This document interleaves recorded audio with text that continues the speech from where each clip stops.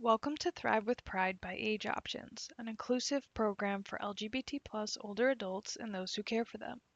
This is a recording of a live event held on Zoom, which included a Q&A segment that was not recorded. This month, we welcomed Sarah Corbin from Oak Park Area PFLAG and Jesse Mogg from Center of Concern to present on supporting the LGBTQ plus young people in your life, Allyship for older adults. Please see the video description below for a PDF of their slides and other helpful resources. So I'd like to start by introducing our presenters for the evening. First, we have Sarah Corbin, who is a community engagement expert with over 20 years of experience in public relations, marketing, and communications. Currently, she serves as the Director of Communications for the Food Recovery Network, and she's leading the national initiatives to reduce food waste and combat hunger. With her energetic leadership and commitment to social impact, Sarah focuses on creating meaningful change in her community. As the current president of PFLAG Oak Park area, she leads local education and advocacy initiatives to support the LGBTQIA community and their loved ones. In her free time, she continues to bake to ensure her years as a professional bakery owner stay fresh. She holds a master's in college student personnel administration and a bachelor's in English from Illinois State University. Our second presenter for the evening will be Jesse Mogg, who is the Center of Concerns Education and Event Coordinator, bringing extensive experience in organizing events for schools, families, and the broader community. She holds a Bachelor's of Science degree in art, math education, and child psychology from Illinois State University, and a master's in Montessori education from Loyola University in Maryland. Jesse also serves as a family educator and mentor teacher at Alexander Graham Bell Montessori School in Wheeling. As an active community organizer, particularly for LGBTQIA rights, she co-founded Speak Displains, which leads many local initiatives, including annual Pride celebration, which is where we met Jesse. Jesse received the Illinois State Board of Education's Those Who Excel Award for her volunteer work with Maine West High School. In October, Cook County Commissioner Kevin Morrison honored her ongoing community service with an official resolution. With that, I can't think of two better people to lead us in supporting the LGBTQ plus young people in your life, allyship for older adults. I'll go ahead and mute myself as well and take it over, Sarah and Jesse. Thank you so much for being here. Thank you for having us. Jesse, I don't know if you want to add anything to your bio before we get started. We're on the agenda screen, so a little bit of welcome and introductions. We're going to go over some basics. We have some FAQs and resources, and then, of course, at the end, we'll open it up for discussion, as Nina said. So I have been the president of the Oak Park area PFLAG for 2 years. I've been a part of PFLAG for 3 years. I started going to PFLAG when my oldest son came out as transgender. And so it's been a really welcoming and wonderful community for me. And it's just really helped me ensure my child is affirmed. I don't know if you want to add, Jessica. I'll just say that I've always had friends and family in the LGBTQ plus community. In 2020, my oldest came out as non-binary, which we'll get more into. In addition, I've collaborated a ton with the LGBTQ community in hosting the Pride event each year. And my pronouns are she, they, which I like to acknowledge the gender spectrum with my pronouns. Again, we'll get into more of that as we continue on. Okay, so I'm actually going to go right past our hello slide because we've done that. And we're going to get right into the basics. This is really just to level set the conversation. So we all have a base of language to work with as we start our discussion. So what is sexual orientation? What is gender expression? What is gender identity? How are they related? So I'm just going to go through some of the definitions. gender, sexual orientation. Well, I'll start back at the beginning. When a baby's born, we have, often long before a doctor takes a quick look at visible sex organs. From this, the child is assigned a sex. We assume the baby's gender, either boy or girl at birth. So for the vast majority of people,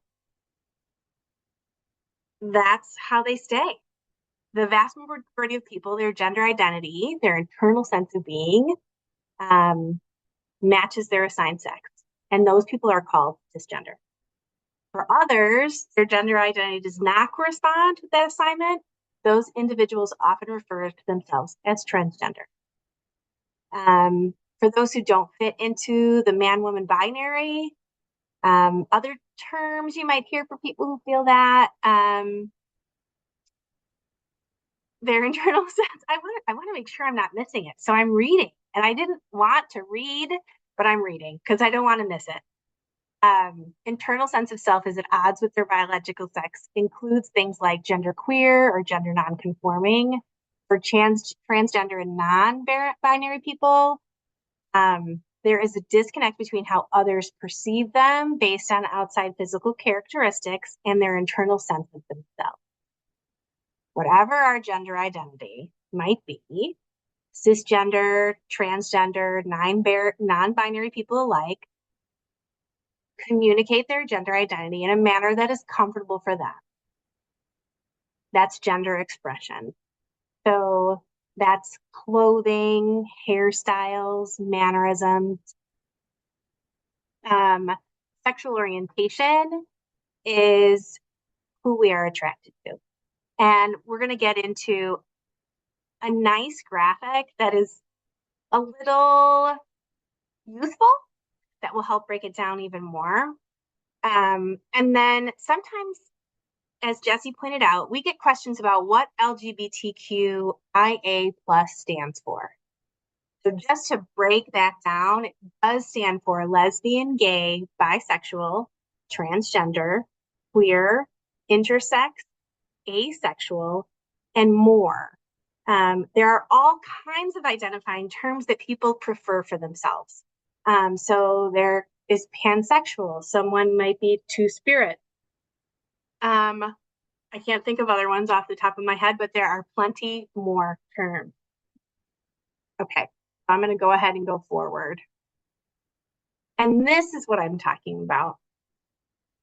This is a gender unicorn, and it really is, it is childlike, but it does help break down all of the different sets of what comes into gender identity, gender expression, sex assigned at birth, who we're physically attracted to, who we're emotionally attracted to. And I think that this breaks it down even better than our introduction slide. So just to go over it, gender identity is your internal sense of being male and female. Everyone has a gender identity. For transgender people, their sex assigned at birth and their own internal sense of gender are not the same.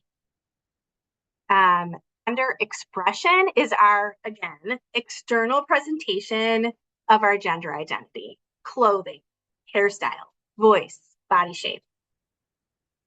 Sex assigned at birth is this assignment and classification of people as male, female, intersex. And the gender unicorn creators have this note that says, it's important we don't simply use sex because of the vagueness of the definition of sex and its place in transphobia. So chromosomes are frequently used to determine sex from prenatal karyotyping, although not as often as genitalia. Chromosomes do not always determine genitalia, sex, or gender. So it's complicated. Physically attracted to, this is our sexual orientation. Sexual and romantic emotional attraction can be from a variety of factors, including, but not limited to gender identity, gender expression, presentation, sex assigned at birth. And then they have this emotionally attracted to, and that's a romantic emotional orientation. This is another note that they include. It's important to note that sexual and romantic emotional attraction can be from a variety of factors, including sort of the same as physically attracted to, but not limited to gender identity, gender expression, and sex assigned at birth. There are other types of attraction related to gender, such as aesthetical or platonic, and these are simply two common forms of attraction. So the gender unicorn really breaks it down simplistically and kind of helps us get through just the different categories. Okay, I'm going to go forward. Jesse, over to you. All right. So diving into gender identity, well, I wanted to make sure to talk about gender dysphoria and what that means. So the word dysphoria is used in general to describe discomfort, distress, or unease. For trans people and non-binary people who usually identify under the trans umbrella, this kind of distress may be associated with their gender, their bodies, or how those around them perceive their gender. And so it's often given the name gender dysphoria. Gender dysphoria can feel different for everyone. It can manifest as distress, depression, anxiety, restlessness, unhappiness. It might feel like anger, shame, sadness, feeling slighted or negative about one's body, or like there are parts of them that are missing. Some trans people feel dysphoria as an overwhelming or all-encompassing feeling, while others don't have any dysphoria at all. I found some really great quotes, which I definitely identified with as a parent of someone who's trans and as a sibling of someone who's trans. That it's actually from the Trans Hub. It's an Australian site, but it had all these like direct quotes from people. It feels lonely and isolating, not being able to feel at home in your own body, but then trying to battle well, I should be able to feel at home in my own body because it's beautiful and it's mine, but I want something else for it. Someone else said, gender dysphoria is something that is painful. It hurts. It's looking in the mirror and thinking, holy heck, who is that person? Who am I looking at? Is that someone that's come into my house? And then realizing, no, that's just me in the mirror. Dysphoria to me feels like what the world genders me as. I'm fine with how my body is, but when I go into the world and people see that I have a chest and then they think that means woman, it's quite confusing because most of the time I'm fine with my body, but I don't like how the world genders my body. And triggers for dysphoria are different for everyone and can happen when least expected. It can happen seeing a photograph of yourself. It can happen looking at yourself in the mirror, looking at yourself naked, being intimate with someone, feeling that your voice is too feminine or too masculine, being misgendered, which means usually it means someone's using the wrong pronoun, the pronoun that doesn't match your gender identity, or maybe being lumped in as, oh, you girls come over here, or you boys come over here, or, in that kind of more collective way. Being perceived as your assigned gender. Being dead named. Dead named means that people use the name that you were given at birth when you've changed your name and made it known that you go by a different name now. So that name is called your dead name because it's no longer it never really was associated with the person for themselves. Conversations in general about bodies, genitals and intimacy can really be triggers for gender dysphoria. Certain clothing can be a trigger. And then being forced into a certain gender role. Um, this all of these quotes really spoke to me as a parent in a variety of ways. I definitely have seen examples of this in my own family, and then with many people I've talked with. These quotes really kind of summarize what it can be like. Very can be very isolating, and being the parent of a non-binary person, so that means they don't identify strongly as within a binary, so they don't identify as woman or man, they identify as non-binary. um, that is they're guaranteed to always be misgendered, because we live in a very binary society. So when we go out in public, people are always making an assumption about what their gender is, and they use they them pronouns. They don't go by he or she. So that is a very isolating, and it's a hard gender identity to figure out, because you feel this dysphoria, like it doesn't match, but then it isn't like, oh, I'll just go to the other. I'll go from, woman to man or man to woman. It's like I'm in this other place. And so I've seen even more stories of folks talking about the non-binary identity, and how isolating that can be, because it's hard to find even the resources or the language out there. Luckily, it's getting easier. There are more stories out there, and people can find them. But in general, people want to use men and women, boys and girls, he or she. So if we can go to the next slide. So what if I say the wrong thing? What if I have this loved one in my life and they've come out to me?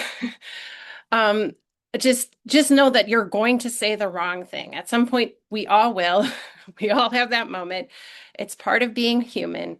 It's okay. Um, it doesn't mean that you don't love that person in your life.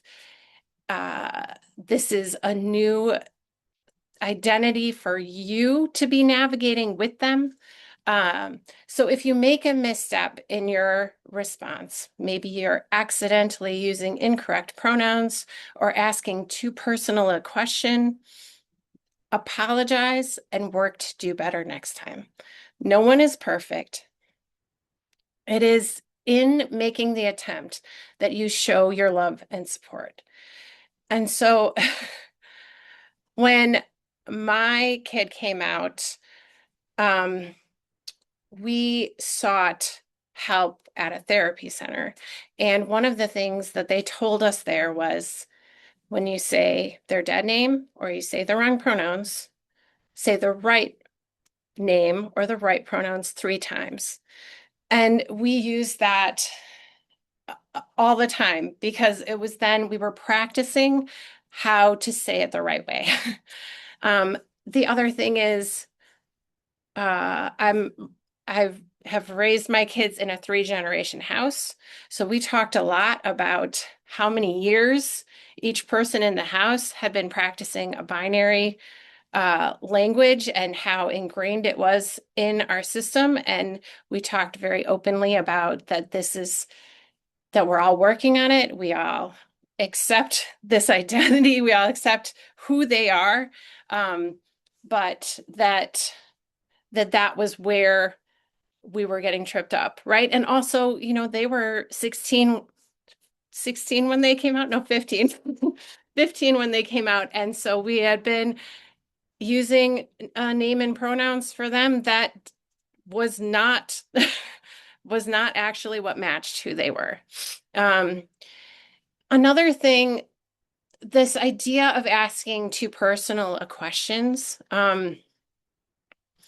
Every person is very different in how they want to talk about their own identity. My kid actually came to me a week or 2 after coming out and said, okay, you all said, yeah, you love me, but I feel like you don't really care about what this all means to me because you haven't been asking enough questions. So they felt very seen when different people in their life did ask those questions. When they came out to people and it was just kind of like, okay, I love you for whatever, for whoever you are, but then didn't really seem to understand what it meant. It didn't help them feel seen. But not everyone is like that. Some people really want to encourage folks to learn on their own. And my kid is very good at like talking through how they're feeling and also will say, if you ask me a question that's too personal, I will just tell you that I'm not going to answer that question. So all of those mistakes are going to be made. But it is just important to be there and to be accepting and show that in many ways. So yeah, this process looks very different for each and every person and all these different identities that they could be coming out as. Make sure that you are doing research yourself and that you're not just relying on your loved one to tell you everything. But you will also only learn answers by engaging in a conversation. I'll turn it back to you, Sarah. All right. I will just reiterate, it can get messy because we're human and we make mistakes.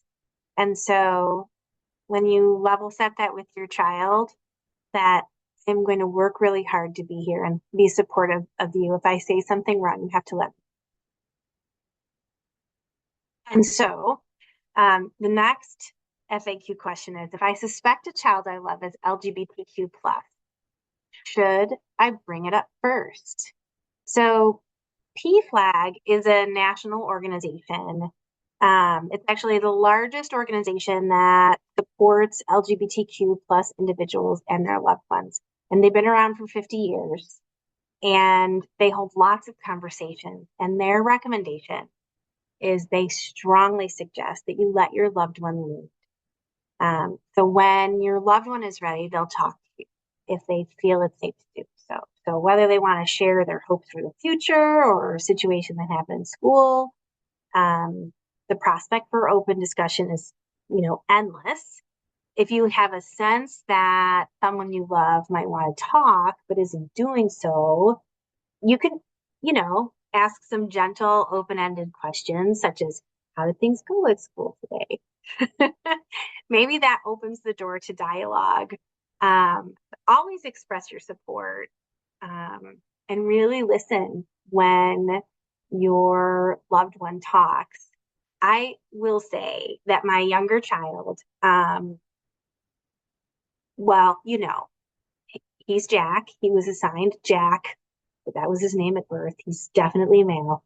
And he really loved Jacob, our neighbor, when he was 5. And so we always thought Jack just was going to love boys, always. And we did lots of things in our family because my husband and I are a very heterosexual couple. So we did things like joining OPALGA, which is the Oak Park Area Lesbian Gay Association. We got really involved with that organization as a family. Never really talking to Jack about his sexual orientation. I have lots of friends who identify in the LGBTQ plus community. And so I really made sure that Jack had access to those individuals regularly. We have family members we just talk very open. When he was 12, he posted a joke that was heterosexist online. And so I had to talk to him about it. I was like, hey, this is not a kind thing to say. And he looked at me and said, oh my gosh, I'm so sorry. I'm gay. I don't want to say that. Oh, I'm sorry. I forgot to tell you. And so he came out in his own time. You know, and it was really easy for us. It doesn't always, it's not always easy. But if you let things come naturally from the person you love, that can certainly help set the situation up correct. Okay. And then the next one. I often hear other people making jokes about LGBTQ plus people. How should I respond? One way to show um, others that you have their back is to be open and direct when speaking with others. If you have their permission to be out as a grandparent or as a loved one, then it's absolutely appropriate and encouraged to say, I have a relative and friends. And when you make those jokes, it hurts me. I don't appreciate jokes that make fun of people I love and care about. In my own personal life, I often ask people why they say something. If something comes up in conversation, I will say, "Oh, why did you say that?" And just innocently ask. And that forces the individual to really think about what they've said. Um, People will get into patterns from groups that they're in. They might not even realize they're saying something that is mean because they've heard it so often, it's common to them. So putting it back on someone, they realize the speech that they're using can be really helpful in addressing the situation. It does take courage. It can be really awkward and it can stop the conversation. But as an ally in the room, I found it's really important to let people know that you're safe, that you are a safe person, and staying silent when those situations happen. And of course, you take care of your own safety. We're not talking about putting yourself in an unsafe situation, but letting other people know that you are safe is really important. And I would say, especially now in our current political climate, and I hate that it's politics, but especially now in our current political climate, it is becoming more and more common to say negative things. And so the likelihood of you coming into a situation where you will need to respond is more common. Okay, Jesse, back to you. And I don't know if you have anything to add. Yeah, I just wanted to highlight that Sarah said, if your loved one is out, that is a really important thing to know about someone that you love who has maybe come out to you in the LGBTQ community, is to know who they are actually out to. Are you their safe person? Because that's a very great way to show someone you love them, is by making sure that you're protecting their identity. They may not be ready to come out to everyone in their life, and that again needs to be on their terms. So you have to be really careful about what you share with people if you know someone is not out to the whole world. That you can jeopardize some of their other relationships. So that's just a very important thing to keep in mind. And no matter how supportive the house is, coming out can be really hard for both my sibling and my kid. I think kind of being in that non-binary identity is a very confusing identity. And so there's so much to figure out on your own first before you even know what it is you're feeling. So it can look like depression and isolation. It could also look like nothing, like they are very good at just masking that they're okay. But inside they're hurting really bad. And just being there and ready to listen when they're trying to speak is huge. So other ways to show someone your support, just leading with love and again, showing that support in so many ways, like how Sarah was talking about joining different communities, making sure to be part of LGBTQ communities and conversations and be learning yourself, um, welcoming, friends, LGBTQ friends into your home, especially like your loved one, welcoming their friends into your home. For someone who has come out, taking them for shopping trips for just that right piece of clothing, um, helping to provide access to age-appropriate resources, and speaking positively about LGBTQ plus and people in general, but maybe like a TV show you watch or a character. These can also just be ways to show that you're open and accepting if you're still waiting to see if someone is going to come out to you. Just showing an interest in their lives, uh, and being inclusive of their whole self. Again, like how my kid said, it's when people ask me those questions, when people listen to what I have to say, that I really feel seen and understood. That's such a powerful way to show that you care, is when you're just really curious and interested in what all the layers mean to them.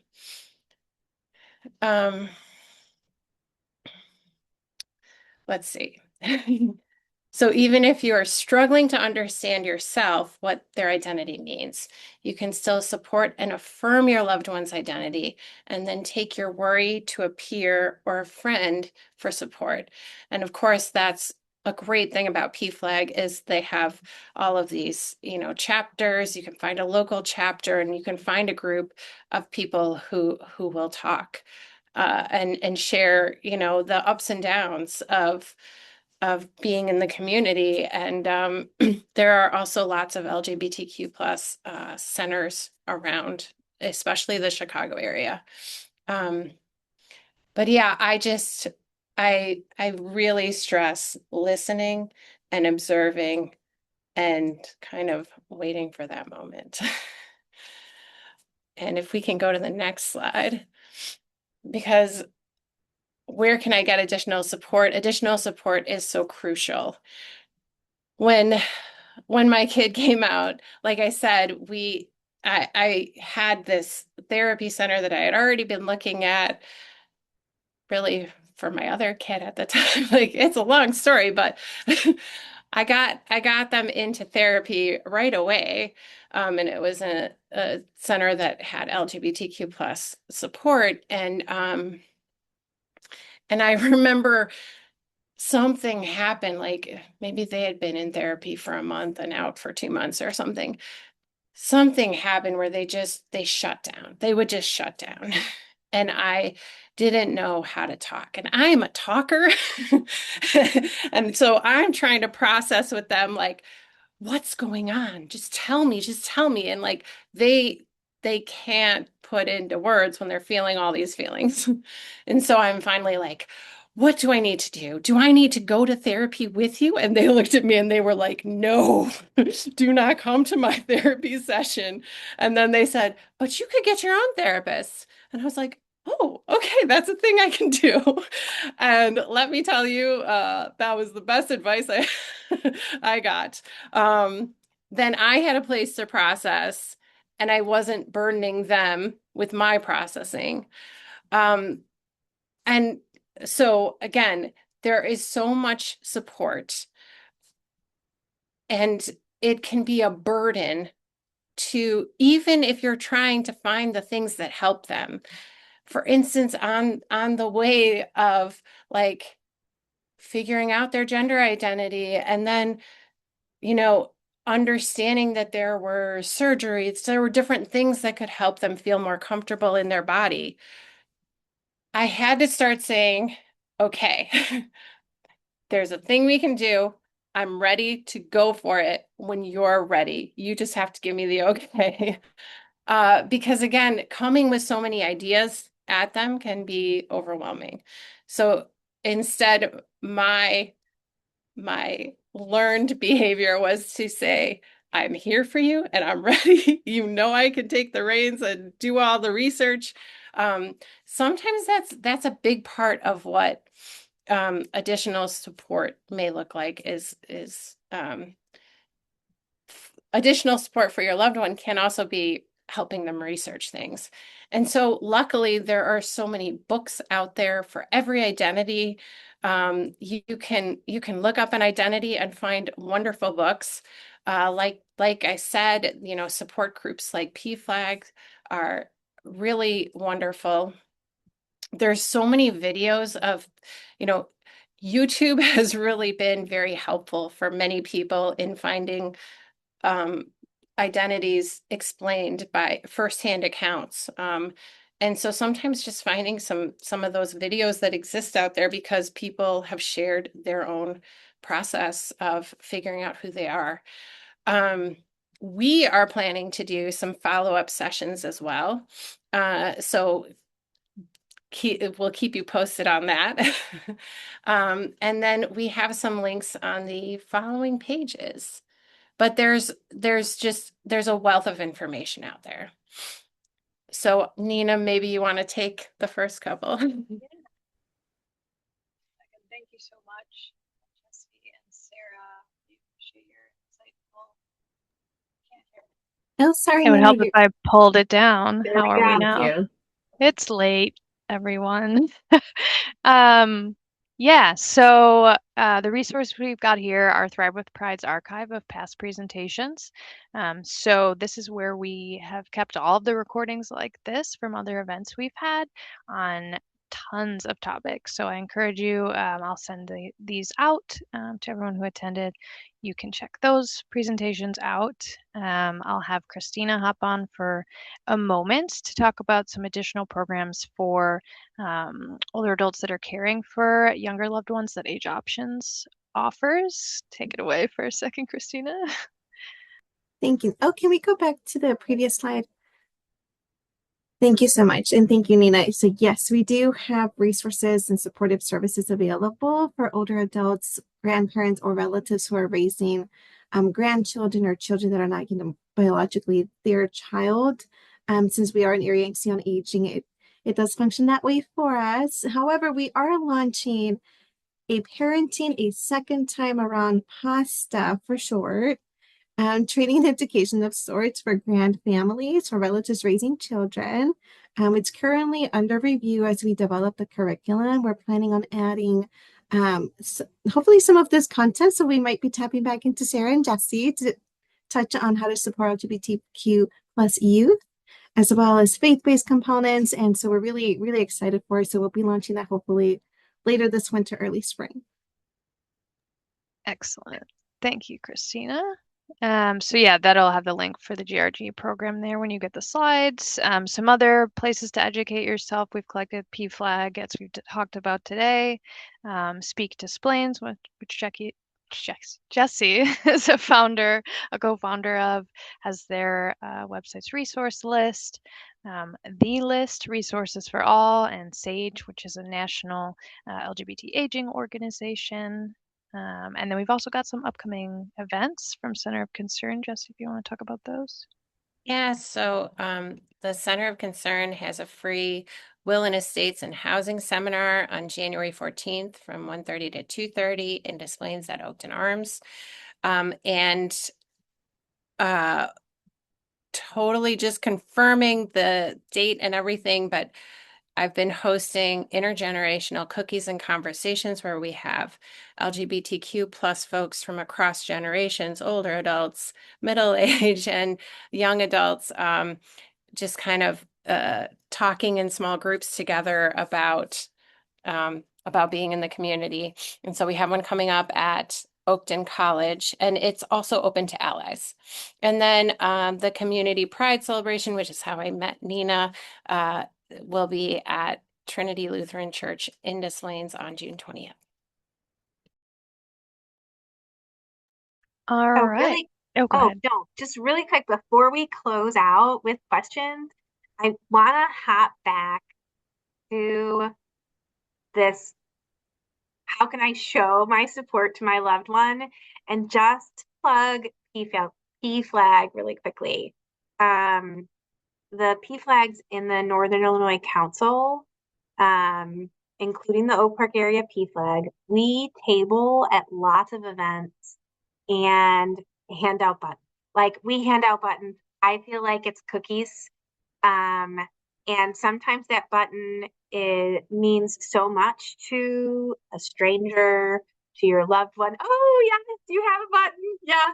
I don't even have any around me to show off.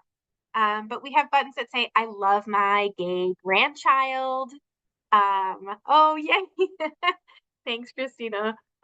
So look for us at public events to grab a button. And if you're really desperate for buttons, reach out to our email and we'll connect you. Excellent. So yeah, at this time, I want to save the last 10 minutes for questions. Maybe the very last minute, I'll do some closing housekeeping. But what I will do now is end the recording, and then we will open it up for questions. Thanks again to Sarah and Jesse for joining us this month. Don't forget to check out the video description below for slides from their presentation and other helpful resources. Sign up for email reminders of future events at www.thrivingwithpride.org. Thanks for watching.